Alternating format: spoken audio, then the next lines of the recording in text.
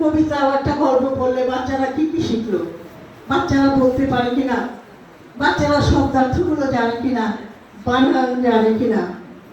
এটাকে এখন আউটপুট নাম দেওয়া হয়েছে, এমন কঠিন করা হয়েছে ঘাবড়ে যেতে হয়। আমরা কি শিখাবো, এটা হচ্ছে ইনপুট, বুঝছেন? এটা আরো কঠিন বানিয়ে ফেলছে। আমরা শিখাবো কিভাবে উচ্চারণ করে উচ্চারণ ভুল হয় কিনা, আমরা শিখাবো কোন বানানটা লিখবো ভুল হয় কিনা, আমরা শিখাবো সে মুখস্থ যদি করানো নিয়ম থাকে কবিতা বলতে পারে কিনা। এটা এখন বলা হয়েছে ইনপুট। আপনারা লজ্জা পেন না, আমি মজার গল্পটা বললাম। ঠিক সময় আসবেন বাচ্চাদের পড়ানো, কিছুই কঠিন না, আগের নিয়মই আছে। থামায়া বললো ইরানি মহিলা, আমি আশা করি আমার কন্যারা এখন আর ভুলটা করে না। আমি শুনেছি স্যার আসার পরে প্রাথমিক স্কুল কি রাখান চলে,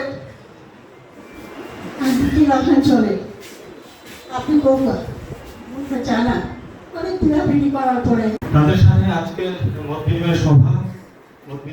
বিনিময় সভা সম্মানিত প্রধান অতিথি, আমরা প্রতিটা বাচ্চা যাতে বাংলা রিডিং করতে পারে, 100 বিদ্যালয় এখানে হাত তুলেছিল এবং সম্মতি জ্ঞাপন করেছিল। Doctor Jayasen Gupta MP. আমার আসলে প্রাইমারি শিক্ষক যারা আছেন, আজকে শুধু প্রধান শিক্ষক যারা আছেন তাদের সঙ্গেই মাননীয়